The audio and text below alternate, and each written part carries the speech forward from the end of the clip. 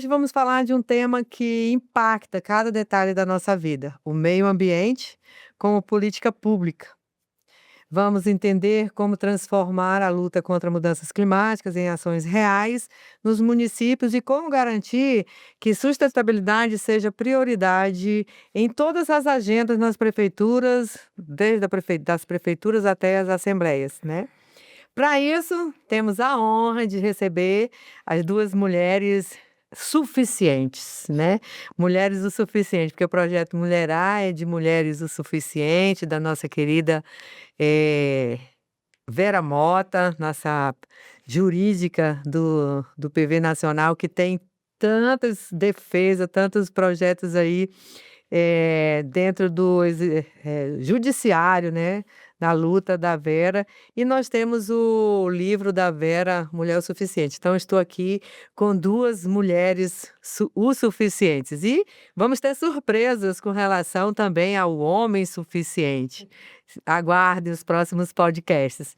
Bom, então a nossa primeira mulher empoderada, suficiente, Maristela, querida Maristela, secretária executiva de Mudanças Climáticas da Prefeitura de João Pessoa, liderando as políticas ambientais que aproximam a população das soluções para o clima, né? Também como secretária nacional de Mudanças Climáticas do PV, nossa secretária estadual de Mulheres também da Paraíba, né? A Maristela é um misto de muita coisa e também vamos ter outros podcasts com a Maristela contando um pouco da história do PV Mulher, que vocês vão amar essa história, porque vocês me conhecem há algum tempo. Mas, ó, o PV Mulher tem uma história também muito bela também com a Maristela. Então, com a palavra você, Maristela, fala aí um pouquinho de você para nós, que eu já falei um tantão. Obrigado pelo convite, né? Quero aqui dizer que estou muito feliz, com muita alegria para falar sobre o clima, para falar sobre política e também trazer a construção de um modelo mais justo e com as mulheres no poder. Então é isso, vamos mulherar, vamos Mulherar o clima. mulherar políticas e mulherar o Brasil inteiro. Muito bem. Bom. E aí a nossa queridíssima, uma pessoa assim que eu acompanho de muito tempo, né? Ela era menina, agora já não é mais a menina, era menina vereadora, a vereadora mais votada, né? Ali da sua cidade, mas hoje já uma mulher, uma deputada estadual, uma senhora casada, né? Que casou durante aí esse percurso da história. Lohana, nossa deputada estadual de Minas Gerais, liderança que combina fiscalização, educação, qualidade de vida, defesa incondicional dos direitos da mulher, mas também não deixa de ser uma voz ativa com relação às questões do meio ambiente de Minas Gerais, que não é lá o melhor exemplo do nosso país, né? Minas Gerais com relação ao meio ambiente. Lohana. Sheila, estou muito feliz de estar aqui ao seu lado, ao lado da Maristela, 2 mulheres que eu respeito muito. E eu tenho certeza que esse vai ser um bate-papo do mais alto nível, até porque a gente está sentada ao lado de alguém que tem muita profundidade para falar do assunto, muito conhecimento, que é a Maristela. Então eu tenho certeza que quem está acompanhando a gente vai gostar muito desse bate-papo. Obrigada pelo convite, parabéns pelo importante trabalho que você faz, desse jeito brilhante, à frente do PV Mulher. Estamos aí nessa luta constante. Gente, o assunto de hoje é para quem acredita que política pública de qualidade também nasce de compromisso real com o meio ambiente. Bora mulherar? Vamos. Então vamos lá. Vocês atuam em frentes que exigem muita firmeza, enfrentar a mudança climática na prática e lutar por direitos em um legislativo. Obviamente que a Maristela está no executivo, mas nós estamos mostrando esses 2 lados, né? Além de ter as questões majoritariamente masculinas, né? Mas aí estamos com 2 mulheres que estão nessa luta. Maristela, perceber que essas batalhas precisam de você dentro da política, essa coisa do clima, da mulher enfrentando um desafio tão grande, porque a maioria das pessoas que terminam, agredindo o meio ambiente, termina sendo uma coisa bem masculina. E você à frente de uma secretaria municipal em João Pessoa, um estado que está, na lista do melhor lugar para se viver no Brasil, como ser secretária municipal de uma pasta tão difícil? Então, Shirley, Lohana, o impacto foi muito grande no início, mas eu fiz questão que entrar na política pública e levar mulheres comigo. Então, o nosso gabinete, a gente Olha aí. se prepara e se preparou e assessoria só de mulheres, porque a prefeitura e a secretaria SEMAN, que é a Secretaria do Meio Ambiente, ela já é masculina. Então, a gente se preparou para que a gente pudesse enfrentar exatamente essa barreira. Mas, assim, o estalo assim, maior que me deu foi exatamente porque eu vi a pauta ambiental, a pauta climática não sendo levada tão A da sério também. importância Tá. que a gente poderia levar. E também, pior ainda, né, a gente não via mulheres nenhuma nessas mesas de decisões, e no legislativo e muito menos no executivo.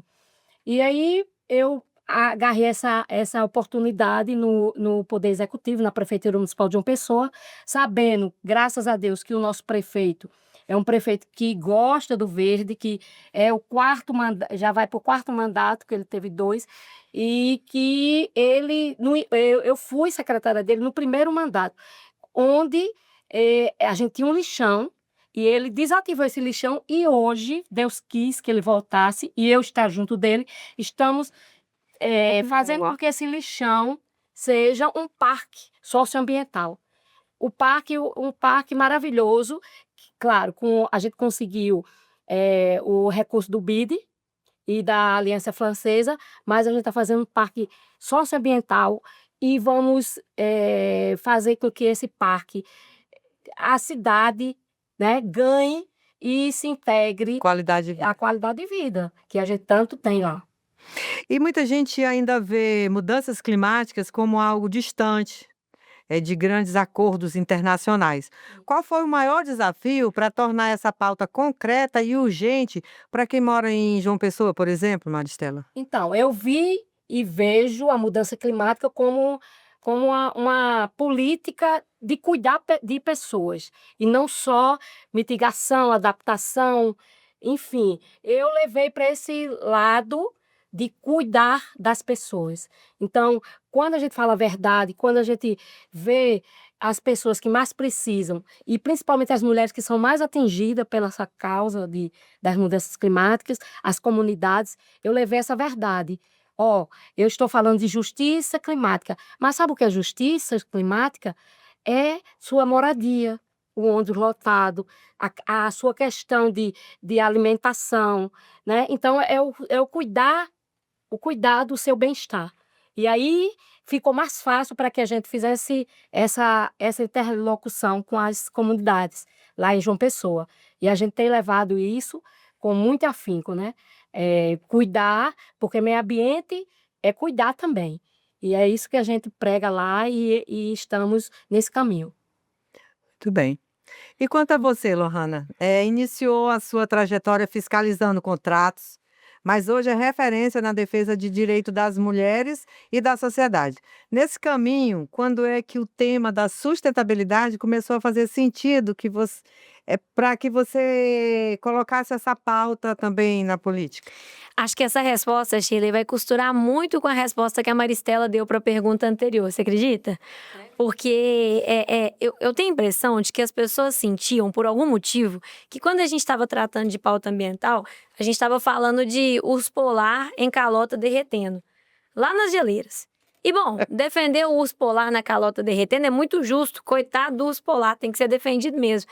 Mas isso não toca o coração da pessoa que tá aqui lutando pelo pão de cada dia. E assim, tá defendendo o urso polar e quem tá defendendo ela, né? Então, eu acho que a grande questão aí, quando a sustentabilidade, o desenvolvimento sustentável e a defesa do meio ambiente cruzaram o meu caminho, foi quando eu percebi que a gente não só podia, mas além de podia, a gente precisava tratar a questão ambiental como uma questão de interesse de todos e de todas, com exemplos muito práticos. A gente acabou de viver no início do ano um período de alta do ovo. A alta do ovo tinha vários motivos. Motivos econômicos, vender ovo para fora estava compensando mais do que vender ovo no mercado interno. A gente tinha motivo, gripe aviária, teve que matar um monte de galinha, e isso encareceu, diminuiu o número de botadeiras. A gente tinha um terceiro motivo, que era, no calor, as galinhas estavam botando menos e as grandes granjas estavam gastando para poder resfriar seus espaços, gastando com grandes refrigeradores, ventiladores e até alguns similares a ar-condicionado, exaustores. Então, a gente consegue mostrar para a pessoa, olha, o preço da sua comida está impactado pela questão das mudanças climáticas, da emergência climática. Tudo a ver. Se você mora numa área de risco, a sua casa está em risco. E, eventualmente, mesmo se você não morar numa área de risco, a sua casa pode sofrer uma enchente. A sua casa pode ser alagada, mesmo se você não morar numa área de risco. Porque a cada ano, novas áreas são mapeadas como áreas de risco. Então, a sua saúde. Então, assim, esse assunto cruza o meu caminho quando eu percebo o quanto ele tá profundamente costurado e intrínseco com todas as áreas. O direito a ter uma geladeira cheia, o direito a dormir em segurança sem medo de levarem sua casa embora com você dentro.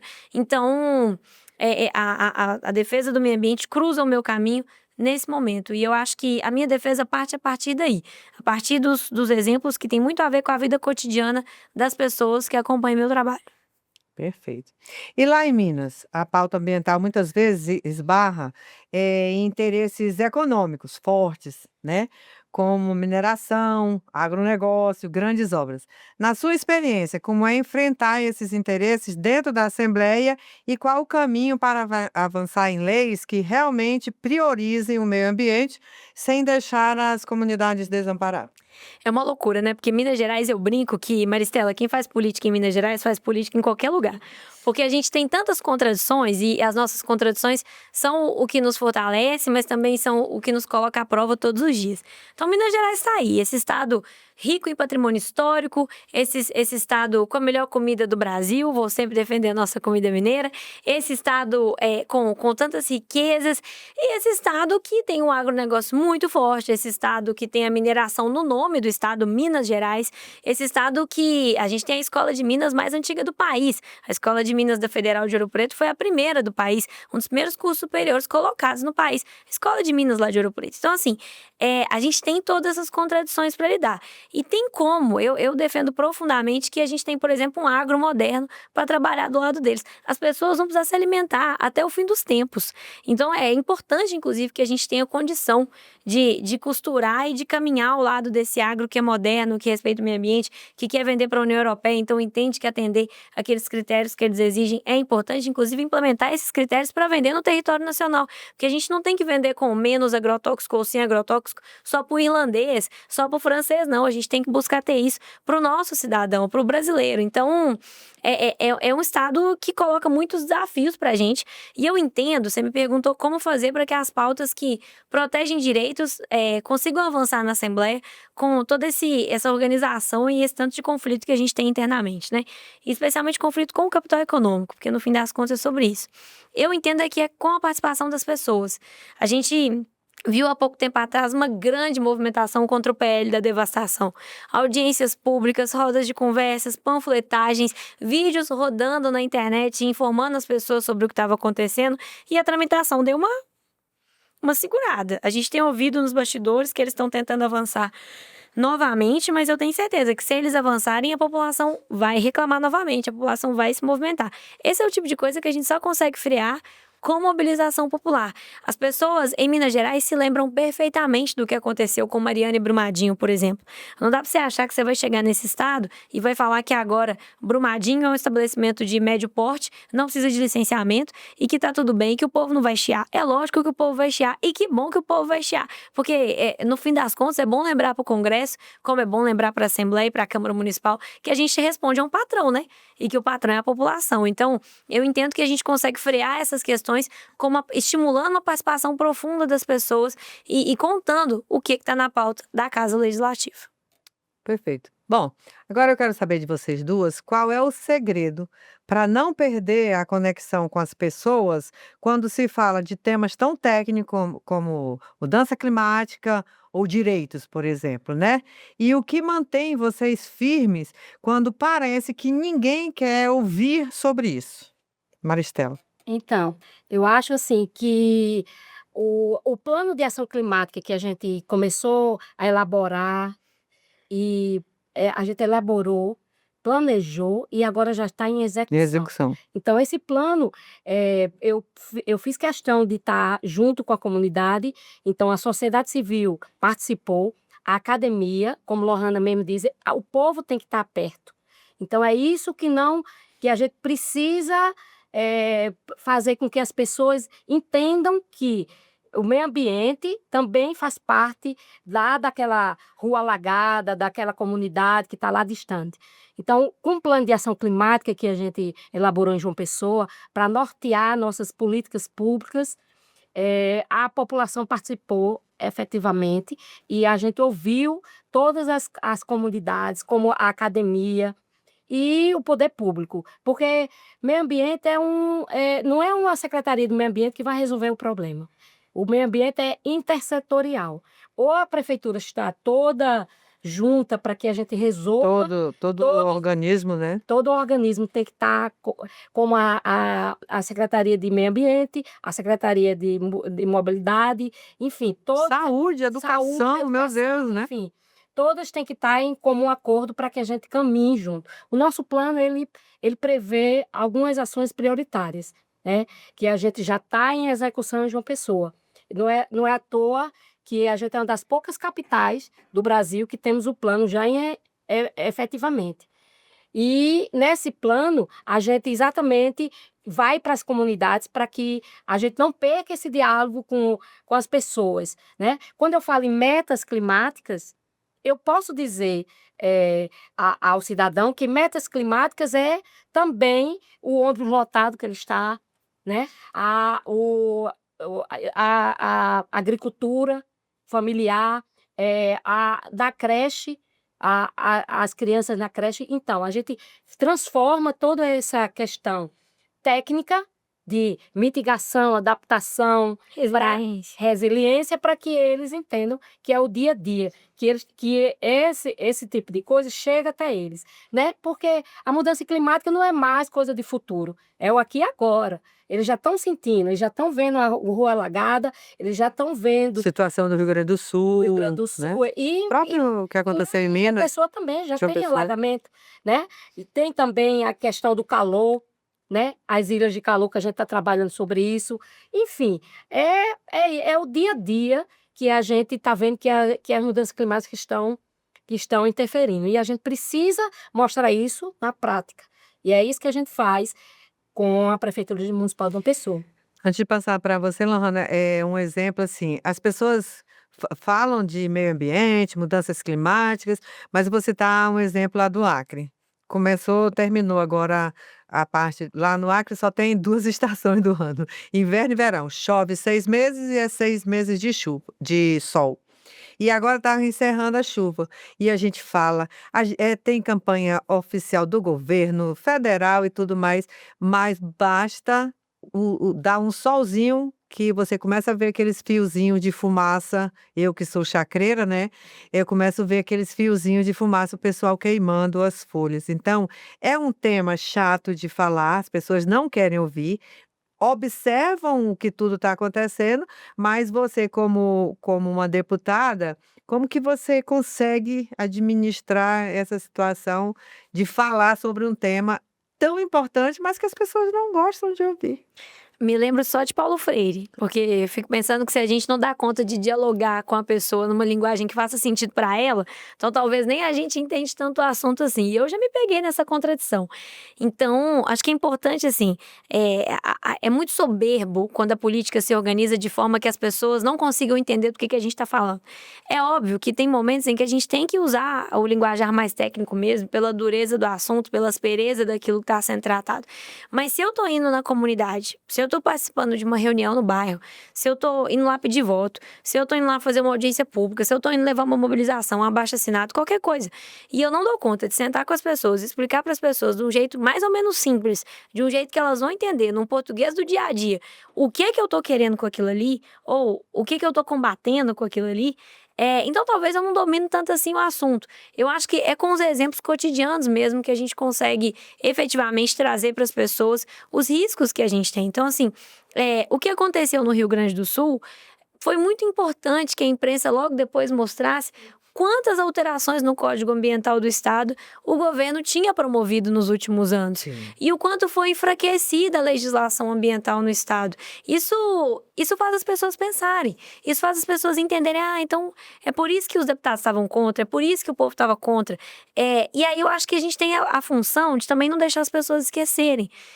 Não como alguém que é sempre o mensageiro do caos, mas como alguém que faz com que as pessoas sejam lembradas mesmo de por que aquilo está acontecendo, por que aquelas decisões foram tomadas. E conscientizar as pessoas para que elas efetivamente consigam pressionar seus parlamentares e os seus governos para que decidam de formas diferentes. Então, nessa questão da chuva lá no Rio Grande do Sul, por exemplo, a gente teve um impacto no preço do arroz. 40% do arroz produzido no país vem do Rio Grande do Sul, consumido no país vem do Rio Grande do Sul. Não é nem produzido, é consumido. Então, o impacto no mercado interno é maior ainda. Então, a gente tem essa perspectiva assim, os vereadores querem alterar o plano diretor. E eles querem diminuir a área de... O plano de diretoria, eles querem diminuir a área de permeabilidade das residências. O que é a área de permeabilidade? A área que tem terra, a área que vai ter absorção de chuva, a área que não está cimentada. Isso é um negócio que não tem nada a ver. Eu tenho um lote ali de 200 metros, eu quero poder construir nos meus 200 metros. O que o vereador está dando pitaco nisso? Beleza, se o bairro inteiro construir nos 200 metros de lote que tem, na hora que tiver chuva, não tem bueiro que aguente. E a sua casa vai ficar debaixo d'água. Então, na hora que você explica isso para a pessoa entende. A pessoa entende, só que efetivamente essas explicações têm que ser feitas. E o que eu entendo é que o parlamento fica muito de gabinete.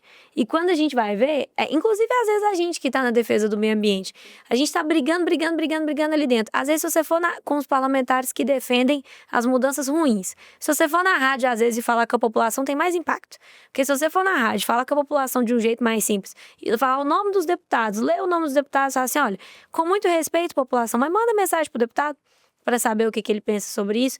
É certo que sobre o discurso de que a gente vai poder aproveitar melhor o lote, a gente não tem que ter área de permeabilidade, o povo não acha que é certo. O povo não acha que é certo. Então eu entendo que o desafio está aí, em dar conta de falar de um jeito mais simples para as pessoas. E a gente fala muito assim, que a direita é melhor em comunicação do que a esquerda. E eu acho que não é que eles são melhores. Acho que tem alguns fatos. Primeiro que quem não comunica com compromisso com a realidade viraliza muito mais.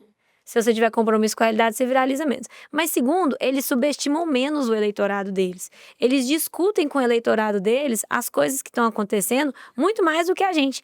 Inclusive, às vezes, mentindo. A gente fica internamente brigando, tentando reagir, tentando não deixar aquilo avançar, mas às vezes a gente não conta para as pessoas o que está acontecendo. Enquanto eu estou aqui, eu estou me cobrando o dia inteiro pensando que eu preciso falar com os meus seguidores sobre um projeto de escolas militares que o Zema quer implantar lá em Minas. E que eu não falei isso ainda. Eu já posicionei para todo mundo que me mandou o WhatsApp falando que eu sou contra, mas eu não falei isso ainda. Então eu acho também que é a gente não subestimar o nosso eleitorado, falar com eles dos assuntos, falar com eles dos problemas e dos retrocessos ambientais que a gente tem em risco, porque eles vêm com a gente. Com certeza. Nos podcasts anteriores eu falei da minha luta, né, como candidata lá no Acre a cada 2 anos. Eu tenho um projeto, o projeto dos sonhos, que é o Quintal Produtivo, para uma campanha de vereador lá em Rio Branco. Quintal Produtivo, porque lá, como ainda é uma cidade pequena, nós ainda temos muitas residências, né, casas, muitas casas. As pessoas ainda moram em chácara e tudo mais, tem pouquíssimos prédios. Mas das casas, o que acontece? A pessoa quando tem uma melhoriazinha de vida, o que ela faz? Ela taca piso no quintal, que a gente chama, né. E ela taca piso, porque é mais fácil para limpar, é mais fácil para tudo. E aí o quintal produtivo, além da gente, propor uma mudança nesse pensamento, ainda plantar frutas. A cada 5 árvores frutíferas que você plantar no seu quintal, você tem 5% de desconto no IPTU. Então esse projeto eu apresentei, eu não ganhei eleição, mas tem muita gente fazendo isso e cobrando da prefeitura, como se fosse um projeto que fosse criado já. Foi uma campanha, mas tem muita gente. Então o quintal produtivo é isso, por quê? Aí eu explico para você, não precisa quebrar a sua calçada, deixa a sua calçada, você só faz pequenos, círculos, né, e planta a árvore ali, porque quando a chuva vier, vai descer ali pela raiz e vai continuar, ajudando os lençóis freáticos a não deixar os poços secarem. Então são pequenas atitudes que as pessoas podem fazer e que podem avançar, né. Com certeza. Maristela, você e a Secretaria de Meio Ambiente de João Pessoa tem trabalhado muito para valorizar a questão dos catadores, né, mostrando que eles não só tiram o seu sustento do lixo, mas ajudam a preservar o planeta e como transformar esse trabalho invisível em uma política pública com o apoio da comunidade. Como Pois é, é uma questão muito, sensível, porque quando os catadores, antigamente os catadores não era bem vistos, né, pela população. A comunidade não aceitava eles, então a gente abraçou essa ideia de fazer uma campanha e também fazer um projeto de que a prefeitura iria capacitá-los, e a gente se associou, teve a associação, de catadores, a gente, fez com que a associação nos ajudasse, e aí a gente tornou a profissão de catador hoje em João Pessoa, sinceramente, tem muita gente já aderindo, porque agora tem qualidade de vida, tem tem tudo que um catador renda. merece, né. tem renda, né? Tem renda. Então, o que a gente primeiro, a gente capacitou as associações, né, a gente ajudou na questão da capacitação do lixo, do reciclado, e hoje a gente pode dizer que João Pessoa é 100% coberta por Coleta seletiva. coleta seletiva. E aí o catador, a gente fez uma ação que era o seguinte, que é o seguinte: a gente paga a ele o mesmo que o aterro pagaria se ele fosse deixar o lixo lá. Então ele deixa na associação o lixo reciclado e a gente faz o pagamento, e a associação repassa para eles, os associados. Então, e além disso, o prefeito, a gente comprou 60 recicletas, a gente chama recicletas, são triciclos elétricos, que aí ele deixou de estar na rua com aquele burro, com aquela carroça, e muitas vezes empurrando o lixo, e o reciclado, e agora essa recicleta, ela tem poder ela aguenta até 200 quilos, então o catador Olha que coisa está percorrendo muito mais área e trazendo muito mais reciclado para a sua renda. E também como os condomínios, né, a gente fez uma campanha e os condomínios todos aderiram, e aí muitos catadores nem precisam mais estar na rua. Eles vão diretamente lá no condomínio. nos condomínios e trazendo mais qualidade de vida. Eles não precisam estar na rua maltrapilho como era antigamente. Hoje não, a gente deu fardamento, deu colete, deu itens de segurança, Olha que e eles estão nessa crescente, né. E graças a Deus, a gente fez com que o resíduo sólido de João Pessoa tivesse menos impacto, né, na emissão de gases, que é o que o plano prevê. E é assim que a gente está tratando nossos catadores em João E Pessoa. quando o plano está em desenvolvimento, você vai encontrando formas de fortalecer o trabalho, Com né? certeza. E pensando em grandes políticas, Lohana, Minas está vivendo um momento delicado com o decreto da destruição, que tenta flexibilizar as atividades como pecuária, a monocultura. Qual o maior risco, de enfraquecer o licenciamento ambiental? E o que você, como nossa deputada, como deputada do estado, o que você tem feito, o que você tem tentado fazer para barrar esse retrocesso? Eu, a deputada Bela Gonçalves e a deputada Beatriz Cerqueira, a gente está propondo uma medida para assustar esse decreto, porque claro que é muito complicado, porque a gente precisa do voto na Assembleia, mas a gente pretende agir inclusive judicialmente, porque o que o decreto prevê é que para áreas de até 1.000 hectares não vai ser necessário licenciamento para essas atividades já todas. sabia Então, a gente vê que há uma coordenação, né, entre o que a extrema-direita tenta avançar lá no parlamento, que é a nível nacional, e tenta avançar enquanto governo a nível do estado. Então, o que a gente percebe é um retrocesso muito grande. Enquanto isso, políticas que são benéficas e que a gente poderia avançar com elas permanecem paradas. Então, a nível do estado, por exemplo, o governo faz muito pouco pelos catadores de material reciclável, que era o assunto que a Maristela estava tratando agora há pouco. O governo faz muito pouco pelas unidades de conservação. Em Minas tem mais de 90 unidades de conservação, sendo a maioria delas parques abertos ao público. O estado faz muito pouca coisa pela preservação do nosso patrimônio histórico ambiental, como as grutas com registros rupestres que a gente tem na região norte do estado. Então, o que a gente percebe mesmo é que é um canhão virado para a destruição total, além de uma tentativa, que eu acho que é tudo isso tem esse motivo por trás. Uma tentativa do governador de fazer uma sinalização para a extrema-direita. Ele quer sinalizar, por exemplo, para esse agro atrasado, que não é o agro moderno que a gente estava falando. Ele quer sinalizar para quem quer minerar até em cima da nossa cabeça, para quem não tem limite. Ele quer sinalizar para quem gosta desse discurso. E, infelizmente, às vezes, quem gosta desse discurso não é nem quem se beneficia dele.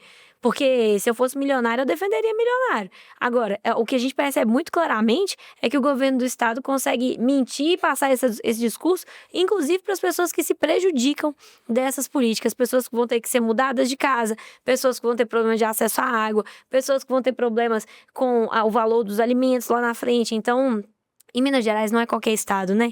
Acho que é bom a gente lembrar disso. Minas Gerais tem 3 biomas. A gente tem a maior área residual de Mata Atlântica do país, que já é tão pouquinho. E esse pouquinho que tem tá lá em Minas. E a gente observar esse cenário e essas possibilidades que o governador Romeu Zema coloca à mesa, efetivamente para a gente são um risco muito grande. E não são um risco só para Minas Gerais. Se fosse um risco só para Minas Gerais, quem tá lá em João Pessoa podia ficar tranquilo, quem tá lá no Acre podia ficar tranquilo, quem tá aqui em Brasília podia ficar tranquilo. São um risco para o país. Porque mexer com esses biomas da forma como o governador tem mexido vai gerar impacto para todo mundo. Daí eu tenho falado nos outros podcasts, Maristela, da importância da gente trazer nossas lideranças verdes do nosso grande Brasil, que nós temos, né, o Brasil é Imenso. imenso, né, com tantas histórias, né? A gente trouxe a experiência do Tocantins, de Minas Gerais, agora da Paraíba, de Minas. A gente vê o quanto a Paraíba está avançado por ser considerado um estado do Nordeste, né? Primeiro, É. e qualidade de vida, né? O primeiro exatamente. Então, a gente vê, né, com relação a Minas, um estado tão grande, mais de 800 municípios passando por essas dificuldades. Tudo depende muito do líder. Maristela. Inclusive, Shirley, só para ir, Lohana, amanhã, nosso tema que é Da mulher, a mulher, né, no nosso próximo podcast. a gente começou a militar lá em Minas Gerais, com Dalva Lazarone, viu? Sobre a questão da transposição do Rio São Francisco naquela época, há 10, 15 anos atrás. Pois é. Exatamente, olha aí, né, em Minas, né, tudo é o governante, né? Por isso esse. Bom, Maristela, a gente viu ações de educação ambiental feita pela SEMAN em João Pessoa como uma forma de unir arte, cultura para sensibilizar os moradores. Qual o impacto real desse trabalho no dia a dia das famílias? Então, muito importante, Shirley. A gente começou a trabalhar nas escolas, nos artesanatos, e a gente viu que era muito mais fácil o filho levar a informação para a família e a família fazer com que realmente conseguisse cumprir algumas metas, que era do lixo, separação do lixo. Era muito mais fácil a criança na escola trazer para os pais a experiência que ele tinha lá, do que a gente chegar lá e falar diretamente com os pais. Então, a gente usou as escolas de uma forma bem efetiva nessa questão de educação ambiental, né? A gente fez hortas nas escolas para que eles reproduzissem nas suas casas ou em terrenos que eles achassem que podia fazer. A gente também trabalhou na questão dos eletrônicos, fazendo a política reversa. A gente fazia com que aqueles computadores que a gente fazia o seguinte: fazia uma tenda verde e saía catando nos bairros os eletrônicos que não servia. E aí a gente fazia lá dentro da Secretaria a Ciciteg, a Secretaria de Ciência e Tecnologia, a gente reciclava e trazia de Sim. volta para os alunos. Robótica, enfim, quando eles falavam na questão da ciência, a gente colocava pauta ambiental. Vamos fazer muitas ações para vocês contemplarem a pauta ambiental. Então, eles fizeram robô que verifica o nível dos rios. Então, foi assim que a gente começou. E, além disso, com as mães, a gente fez algumas associações, muito artesanato. A Enlu, que é a Superintendência de Limpeza lá de João Pessoa, faz bem isso, né? A gente faz oficinas de reciclagem em todas as comunidades. Olha. Então, foi muito proveitoso essa questão de levar para a escola e e as crianças mesmo disseminar isso aí. A gente criou também o agente ambiental, a gente criou o agente do clima. Então, legal. Então, a gente Show, né? empodera eles para que eles sejam o vetor disso aí. Então, ele vai na vizinhança e faz palestra e a gente dá prêmios com essa ação. Então, a gente sempre está fazendo essa intervenção nas escolas. Muito bom. Muito bom. Muito bom. Lohana, e quanto a você na Assembleia Legislativa de Minas, você também defende a educação ambiental como política de Estado? E qual a importância da PL 3903, né, de 2025? Por que levar essa pauta para dentro das escolas faz a diferença entre a mudança e a mentalidade?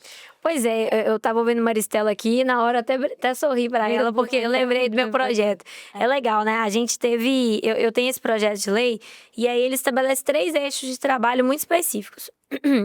O primeiro eixo é garantir uma formação contínua em educação ambiental para as crianças e para os professores. Porque não adianta você querer que o professor fale de um assunto também se ele não foi formado pela secretaria.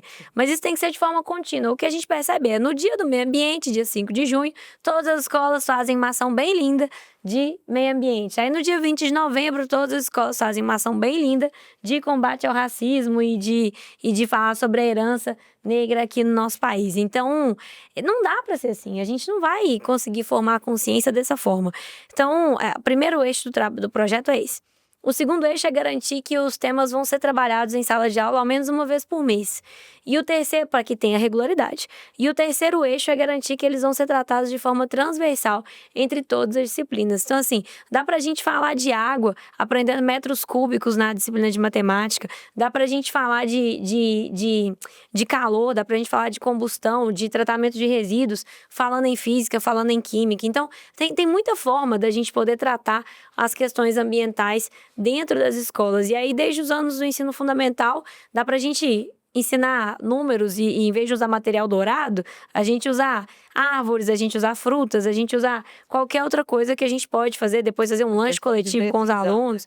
É uma questão de decisão. E aí, mas não é só uma questão de decisão, porque quando a gente fala isso também, eu fico preocupada de parecer que os professores não fazem porque não decidiram. Não, de política. De decisão política, de decisão política, de norteador, de falar Sim. que essa é uma prioridade da Secretaria Municipal de Educação e, portanto, do governo, porque a Secretaria Municipal de Educação normalmente é a que tem o segundo maior orçamento. Então, aquilo que é prioridade para onde é o segundo lugar com mais dinheiro, é uma prioridade para o governo no fim do dia. Então, esse é um projeto que a gente propôs na casa, porque eu entendo que as crianças, além de que é muito mais fácil mudar a mentalidade de uma criança do que de um adulto, a criança é quem mais consegue mudar a mentalidade do adulto posteriormente. Quem nunca viu uma criança chamando a atenção do pai ou da mãe porque jogou papel no chão, gente? Eu já vi. E o semáforo? É uma loucura. Aquilo que a gente ensina para a criança efetivamente aprende. E ela efetivamente coloca em prática. Então, assim, a coisa de mudar o mundo pelas crianças é muito real. Bom, então a gente vai largar os adultos e vamos fazer as coisas só pelas crianças? Não, porque a gente tem toda uma geração aí que não pode estar perdida. Eu me recuso a ir para casa e achar que a minha geração tá perdida, que a da Maristela, a sua tá perdida. Não, tem que trabalhar com todo mundo.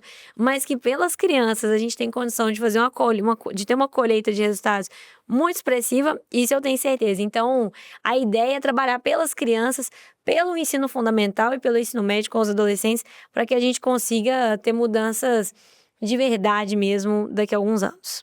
Só para complementar, falando dos professores, a gente tem um diálogo completo com eles. Inclusive, a gente criou um comitê só para tratar a questão ambiental. E a gente qualifica esses professores para que o ano inteiro a agenda ambiental esteja dentro das escolas. Muito legal, muito Perfeito. legal. Na prática, cuidar do verde urbano é proteger a qualidade de vida. Como funciona o trabalho da secretaria para combater a degradação de áreas verdes nos bairros de João Pessoa, Maristela? Isso é muito legal lá, viu? Graças a Deus, a gente, com esse plano, a gente criou alguns projetos. João Pessoa Mais Verde, agora há pouco tempo a gente teve a ideia de fazer a Via Verde.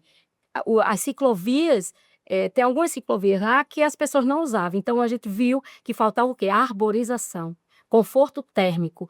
Então, a gente está indo agora fazer esse trabalho. Olha, que show. A gente está, você quando estiver lá em João Pessoa, que você gosta muito de lá, você vai me acompanhar, viu? Tá. Vá com o tempo para me acompanhar. Então, a gente vai fazer uma arborização urbana, um reflorestamento urbano nas vias, nas ciclovias. Fora isso, o prefeito resolveu que João Pessoa ia ser toda calçada. Não ia ter mais rua sem calçamento. E a gente ia requalificar no mesmo momento as calçadas. Então, a gente entrou como SEMAN, como Secretaria Executiva do Meio Ambiente, de Mudanças Climáticas, e a gente garantiu, o prefeito aceitou, a gente pediu para que cada morador que quisesse adotar uma árvore, a CEINFRA, a Secretaria de Infraestrutura, deixaria lá o local e a gente iria lá plantar essa árvore. Mas a árvore já qualificada e de acordo com que realmente para aquele local, né? Para a gente não ter que arrancar depois. Sim. E o que é que acontece? Além disso, a gente colocou um QR Code na planta, a gente colocou um QR Code e lá ele sabe qual tipo de árvore que está sendo plantada. E agora, o próximo passo, a gente vai colocar o nome da pessoa que adotou a árvore. Então, cada rua, pessoas estimulada a adotar uma árvore. Legal. E legal que não vai quebrar o piso depois, porque muitos Raízes não queriam. profundas, né? E, exatamente, a planta não era adequada para aquele Isso, local por isso e que é danificava a casa da pessoa. A arborização urbana é muito importante o estudo, né? Porque não é toda árvore que pode ser Exatamente. plantada, né? Então, a gente está fazendo esse trabalho com muito sucesso, todo mundo está adorando. E olha que muita gente quer, viu? Muita gente quer e as pessoas gostam de árvore, gostam do verde, né? E a gente está estimulando isso. Além da Via Verde, João Pessoa Mais Verde, o TRT agora fechou uma parceria com a gente, Carbono Zero, e a gente tem no plano uma meta até 2050, 500 mil árvores, né? E a gente já está perto de alcançar esse reflorestamento urbano e com convênio com o TRT, com o Ministério Público. Então, a gente está trabalhando sempre em conjunto, porque, como eu digo, meio ambiente não se faz sozinho, né? Precisa ter essa complexidade e esse envolvimento de todo o arcabouço do município. Poder Executivo, o Legislativo, a gente avançou na questão do plano, agora a gente colocou a lei de mudanças climáticas. Por quê? Porque a gente fez um plano que não foi tão barato. E aí, no próxima gestão, de repente, descontinuar, então a gente fez uma lei, a gente encaminhou o projeto de lei através do prefeito, para que essa política de mudanças climáticas, ela seja permanente e qualquer gestão que vai ter que cumprir. A gente colocou algumas Para não ser só do mandato. Não, né? Tem outro... agora, de 4 em 4 anos, o plano vai ter que ser atualizado, as emissões de carbono de efeito estufa vai ter que ser feito relatórios, que a gente já tem o relatório, e a gente tem avançado muito, né, Shirley? A gente está mudando a frota dos ônibus para elétrico e também renovando toda a frota. Enfim, a gente está fazendo a nossa parte. E João Pessoa está voando. está voando. Tá. Por isso, João os Pessoa- índices, né, estão dizendo isso. A gente foi considerada da primeira capital melhor para se viver, né? É. E do clima. Está se transformando quase numa capital do norte. Sim. Porque depois os acrianos se aposentam e vão embora para João Pessoa. E a gente também está com outro projeto, que é o Jardins, que o prefeito autorizou agora. Ele foi até a Holanda e se encantou lá com os Jardins de Chuvas. A gente está fazendo isso. E voltando à questão dos catadores, a gente também fez um projeto com eles e a gente está caminhando nesse projeto. O que é que acontece? Quando eles verificam que uma comunidade, um terreno, está sendo ocupado por lixo indevidamente, que tem o local, o que é que a gente faz? Eles nos acionam, a gente chama a Enlu chega com maquinário, tira o lixo, na mesma hora a gente bota compostagem, faz o reconhecimento do solo, melhora o solo e no outro dia a população vem com a gente plantar. E 99,9% daquele local não mais coloca lixo. E a gente faz uma educação ambiental para onde eles devem indicar o lixo e a Enlu coloca um local adequado para ele colocar aquele lixo. Então, a gente refloresta o local que ele colocava o lixo. E a população toda está realmente contribuindo e a gente está fazendo esse projeto junto com os catadores, porque eles estão na rua e eles verificam, né? Aquele local lá não é adequado e o pessoal está colocando. Então, a educação ambiental a gente está fazendo conjuntamente com a população.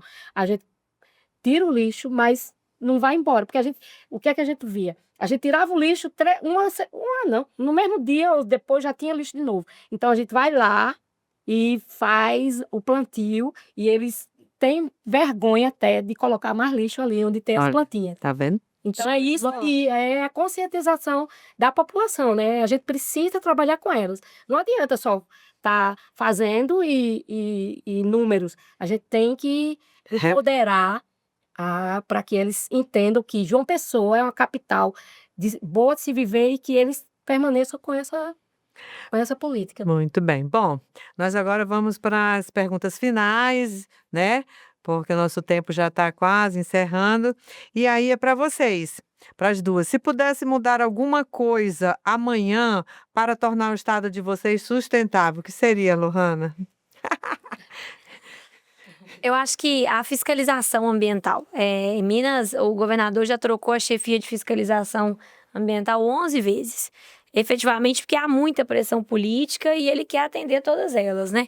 Então, a gente precisa, primeiro, garantir um bom concurso em Minas Gerais, porque os servidores do Sistema Estadual de Meio Ambiente estão muito defasados. Hoje o Sistema Estadual de Meio Ambiente conta com aproximadamente 1/6 dos servidores que eles contavam há pouquíssimos anos atrás. Estão fazendo muitos contratos precários e a situação tem ficado mesmo para que fique inviável a fiscalização ambiental, sabe? E o servidor fica ali para servir para ser pressionado e ter o CPF na reta para autorizar coisas que ele não autorizaria normalmente, que ele não concorda. Então, eu transformaria o setor de fiscalização da Secretaria de Estado de Meio Ambiente e fortaleceria também duas coisas. Fortaleceria com um bom concurso público o Sistema Estadual de Meio Ambiente. Perfeito. Vocês já estão bem avançados, né, Maristela? Mas ainda falta? Falta muito. Pode ser no Brasil. Nunca o meio ambiente É o é suficiente. o suficiente, né? A gente precisa estar sempre fazendo. A questão nossa do licenciamento, graças a Deus, o que a gente tem feito lá? Quando o Partido Verde estava, Denis, meu esposo, estava na Assembleia, a gente, no plano diretor e na lei estadual, tem uma proibição. Não pode ser espigões na orla. Tem um escalonamento, né? Da construção. Então, nossas praias, por isso, são bem quentes e é bem procurada por isso. E aí, Os prédios, né? não podem. 4 andares? Não, Três. 3 andares, aí depois de metros, aí 4 andares, até para a gente ter esse conforto térmico, porque a gente vê nas grandes metrópoles os espigões na orla, e aí o calor, muitas ilhas de calor que as pessoas ficam sufocadas. E lá não existe isso. Nossas Muita praias são ventilação. quentes, por quê? Porque o sol bate diretamente, não tem os prédios para dar sombra, e a gente tem o conforto térmico da ventilação ir até a 4ª ou a 5ª quadra. Então, isso a gente tem. Outra coisa que a gente também, que o nosso prefeito topou e o governador, é que ninguém autoriza qualquer ação mais efetiva assim, de prédios e coisas sem o Ministério Público. É um TAC. Então, precisa passar por todo um estudo para poder ser aprovado. As ações mais impactantes, digamos assim, do município e do estado. E agora, o que eu mudaria? Eu acho que a gente está faltando apostar mais na questão da agricultura familiar, sabe? Na questão do agronegócio mais Moderno, sustentável. não, mais, como é que eu diria? Mais Localizado. localizado, porque a gente traria com que a população tivesse mais condição de alimentação saudável. Com isso, a gente também faria com que a gente não impactaria tanto o agronegócio com as emissões, o agro local seria até uma coisa mais adequada.